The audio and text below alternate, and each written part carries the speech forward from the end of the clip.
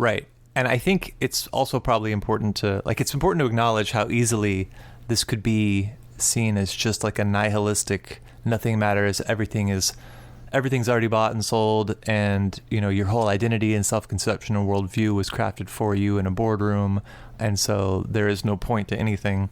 And that's certainly one read that you could have of this kind of thinking, and so it might lead you to want to reject it.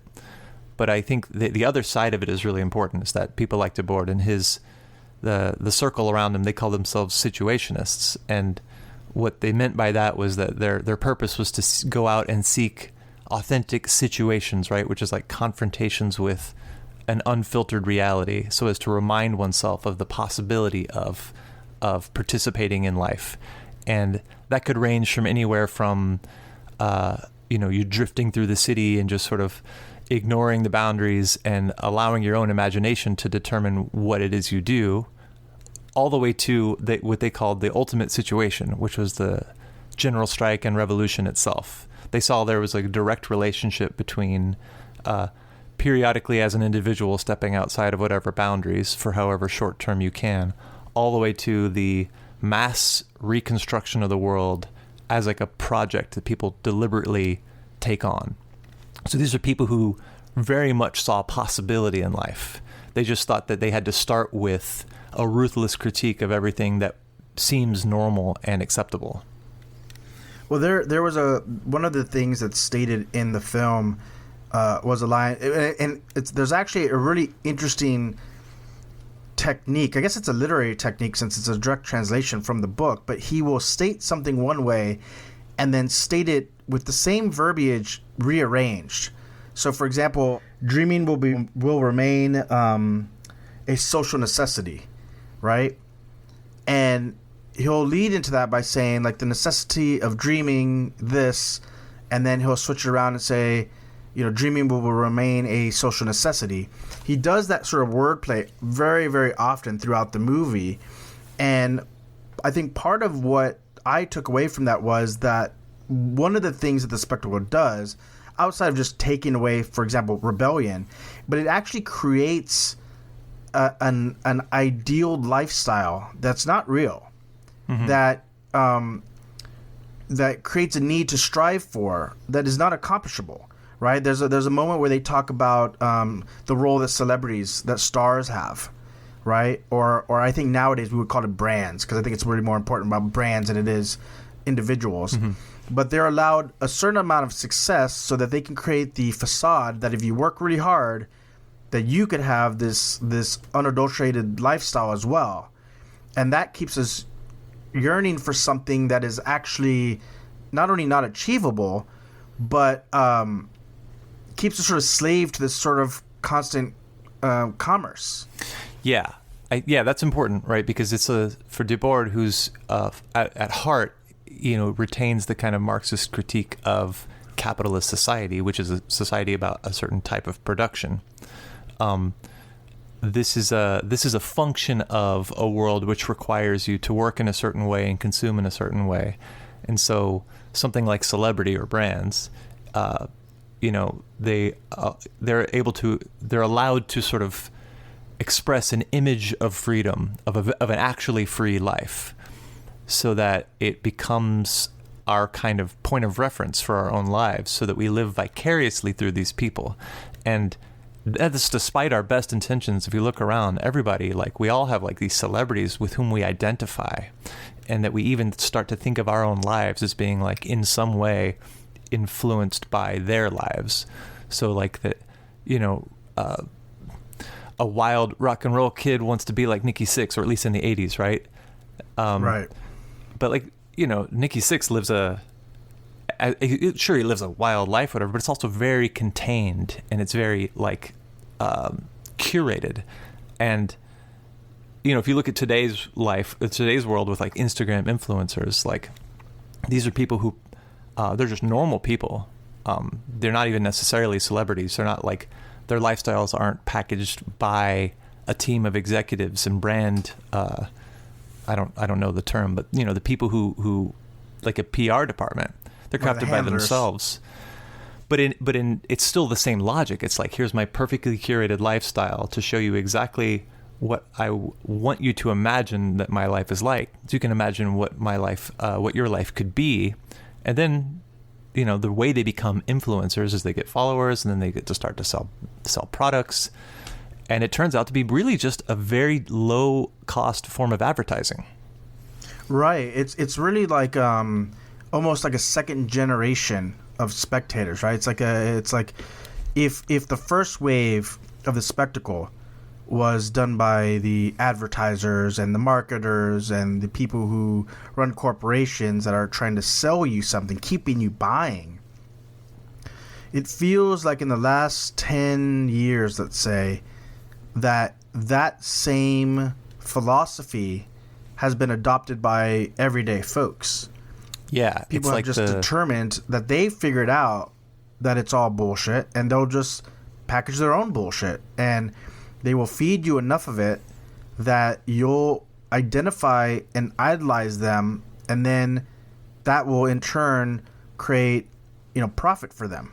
Right. I think that Debord would call that like the successful colonization of every sphere of life, where even the average spectator is themselves a sort of local manifestation of spectacle, of spectacular power, that we've so thoroughly absorbed the logic that we were raised under, that we no longer need to be just recipients of like a one-way communication from, television, radio, film, or whatever. Or, to put it in some other, the other variants of it, like political speeches, or all of the various ways in which messages are transmitted to us. We are now, that lives so deeply embedded in our consciousness that we are ourselves many transmitters of the same kind of messaging. Right. And it's easy to sort of imagine a world in which, the music you listen to on the radio, or the movies that Disney puts out, or, even the podcasts that get popularized, Joe Rogan, for example. It's really easy to sort of connect the dots with that in terms of the influence that it has on us. But it also stretches into the political realm, right? I don't think... look, I remember pre-2016 when Donald Trump was just a reality star. But that had a certain level of... but he was a star in a sense, right? I don't think anyone thought that he had any form of political expertise or wisdom or managerial skills, leadership, but he presented this facade of a lifestyle of the rich and famous that he was able to parlay into a populist movement that led him to be president. Right. You could say that 2016 is, if not like the crowning moment, then it's certainly an expression of that crowning moment having already passed. That the competition for, who controls, at least nominally controls, right? Because even most people accept to some degree that the president is like a figurehead for power. So the image of power, right? And the contest for occupying the image of power is between a reality star and then a person whose credentials are to the average supporter seeming more presidential. This is a person who right. talks well, speaks well and sounds smart and has experience, but in neither case, in this vicious combat, which actually does affect the lives of, tens of millions of people on either side of this contest. The question is like, which image are you more comfortable with? Because in neither case is it a discussion about like policy or the right. nature of power, right? It's even today you look and people say, don't you miss this era when, George Bush or Barack Obama or whoever, like, at least they held the office with dignity, which is to say that's an image with which I'm more comfortable. The present image disturbs me and I prefer the previous image. But that's it. It's not like what about those political eras do you desire in terms of concreteness? What about your own life was better, measurably? And what about those things do you want to extend into the future? It's mostly, I don't like looking at this. Well, and that's exactly it. That's the dream, right? That is the dream that the spectacle enforces. It keeps us believing along a line that things are fine because things seem normal. And the atrocities that are created within our political figures are atrocities that happen outside of our purview, right? It's overseas. It's in those neighborhoods. It's just out of our eyesight. And therefore, the only thing measurably that one candidate allows over the other is the ability to go to brunch.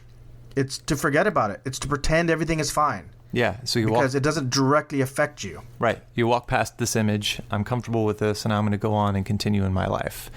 So like early in the film, it's like within the first few minutes, in the narrator, who in the original French is Debord himself, he says, and this is from the book, that the spectacle is a concrete inversion of life. And I think what he means to say by that is kind of what we've been saying here, which is that, like everything that was once lived has receded into representation, so that it's not like a series of images. It's that the way that we relate to each other and the way that we relate to the world is mediated through images. It's like saying it's phony, but it's not like saying it's the Matrix, because this is all concrete reality. These are all actually existing phenomenon. But they present to us a false image of what they actually mean. That's right. It's essentially, okay, so to go back to the presidential idea, right? The image, if you look at Trump's opposition, right? Trump being a reality star, I actually think 2020 is the crowning achievement of the spectacle, because his opposition is a man whose popularity was based on memes that occurred after he left office. That's true. There was an idea of who Joe Biden was as presented in memes that actually do not reflect the man of himself. But yet we saw that circulation of it enough that people felt like it presented an image, a reality of who he is that doesn't actually match, the core of his character. Right. So I think that in this case, Debord might say that, like, both of these presidential figures are going to rule on behalf of the exact same group of people with the exact same set of policies, and those people even just rule on behalf of the logic of commodity production, and that they, at this point, the spectacular power is so entrenched that they needn't even pretend to have conflicting policy visions for the world. It's merely, which image. And in Biden's case, it's amazing because it's an image, like you said, that was sort of crafted after he'd already left office, and that's the thing that people know him best for. Or at a slightly more sophisticated level, it's that they have an image of the Obama administration, and Biden is seen as a continuation of that. He's an avatar for that period, which in their minds was, I guess, more peaceful and calm and whatever, despite the 2008 crash and millions of people being foreclosed on and losing their homes, and the Occupy Wall Street moment, and the start of Black Lives Matters. Right, Trayvon Martin, Eric Garner, the first round of Black Lives Matter. Not to mention like the war in Yemen and the war in Syria, but the image of the Obama era that Biden is even like a pale reflection of, it's like a copy of that image, is all phony. So now we have a phony image of a reality, and that's our great hope. Yeah, it's almost when you make a copy of a copy, and the image just gets further and further deteriorated. That's the reality of it. But somehow still, people believe it's the same pristine photo that they have in their head, when in fact every iteration just gets more and more faded and abstract. Yeah, what's that movie? Multiplicity. Yes. With the clones. I actually think that Michael Keaton's Multiplicity was based on the Society of Spectacle in many ways. So I wonder which number of Michael Keaton's Joe Biden is. The dumbest one, for sure. I mean, Definitely. So we think he's the dumbest one, but just wait until like 2024, and we're going to be like, God, don't remember the Trump era when the office of the presidency was dignified? Well, another way to look at it is Gremlins. Right? Every time those gremlins multiplied, you get like Spike, who is Trump, and then you get that dopey. Remember in the second Gremlins, the new batch, that dopey one with the weird spinning eyes, the dopey gremlin. I haven't watched Gremlins recently, so I'm going to have to take your word for it. Okay, well, you need to watch, if you want to get into some deep political theory, you need to watch Gremlins 2: A New Batch. Which is not only about gremlins running amok, but it's set in a high-tech high-rise that is fully automated. So it's also making, comments on automation. But it has the gremlins start to have more personalities beyond just Spike, which was like the mohawked evil one, right? Right. And I think that you could certainly draw some parallels there with what's going on in the media. Right. So this is, if you think about it, like it's kind of a trilogy of films. There's The Society of the Spectacle, there's Multiplicity, and then there's Gremlins 2. The New Batch. The New Batch. That's right. There's another thing that I've noticed that I think is relevant to what this film is speaking about, which is causes. Banners that people are rallying behind. Mm-hmm. And I think this is really... To me, this highlights how diabolical the spectacle becomes, because none of these banners are inherently bad. In fact, they're quite righteous. We've talked about Black Lives Matter. Another one that I see very often is sort of this movement against sex trafficking and pedophilia. But, of course, who wouldn't be against those things, and who wouldn't want to champion people of all ethnicities, but especially the black community, which is the most severely affected by police brutality? Who wouldn't want to be on the right side of these things? And yet, along a long enough timeline, when you start looking at Instagram timelines, I guess when the timeline becomes long enough, it just becomes an Instagram timeline. What you see is this sort of bastardization of these movements, wherein people support these things because it creates an identity for them versus actually being focused on the cause itself. Yeah. Like when in the film, when he says that the spectacle is the very heart of this society's unreality, and it is both the project of and the result of capitalist production, I think, what he's saying there is that like that this society conjures up both the need in the form of like the situation that gives us the need for a Black Lives Matter moment, but then it also provides the Black Lives Matter movement, even though, of course, we provide it by virtue of being angry and trying to do something about it. But it becomes a slogan, and it becomes a hashtag, and it becomes a thing that your city council will, invest money in painting on the street or whatever, in precisely the way that is most useful to the continuation of the circumstances which gave rise to it in the first place. So the only thing that Black Lives Matter, TM, right, the Black Lives Matter that Mitt Romney will march for, and that whoever the mayor of Lightfoot, I don't know, the mayor of Chicago or the mayor of Los Angeles, the version of Black Lives Matter that is going to be allowed to become dominant and hegemonic is the one that will, maybe will make police officers read White Fragility, in seminars, but won't do anything to take away their military budget and their military hardware and their immunity whenever they roam the streets and murder people. Well, and this is why I think it's important for this film to be watched in particular, or the book to be read, because in the same way that we talked about, presidential candidates sort of fitting an image that we can feel comfortable going back to sleep with, I think that these movements, we embrace their flaccidness that comes with them being sort of trademarked, because it's comfortable. Mm-hmm. It's easy and comfortable to support the spray painting of Black Lives Matters on a street corner, or to wear a shirt. That is comfortable activism. It is uncomfortable activism to recognize your role in this. To recognize the role that our buying power participates in this, to come to the realization that our voting patterns contribute to this. Those things we don't want to deal with, right? We don't actually fundamentally want to change the circumstances. We want the results to change, but only so far as it's convenient for us. Right. And it's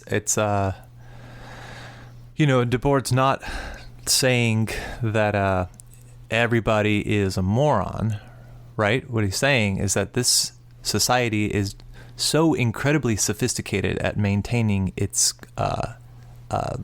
dominance that spectacular power is the screen by which, the capitalist social order maintains itself. It's so effectively that even the most dedicated and diehard and sophisticated fighters against injustice are as susceptible to playing a role in the maintenance of spectacle as is the person that who you might dismiss as, sheeple or whatever. If you're one of those people, right, that has contempt for the average person.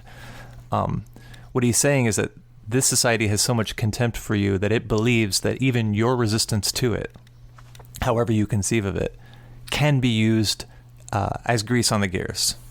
And if you look at over the last 40 years or 50 years of, the whole period since Debord's writing this, right, ever since the late 60s and 70s, which is like the high point of cultural and physical and social resistance, and you look at what's transpired since then, you might think he has a point.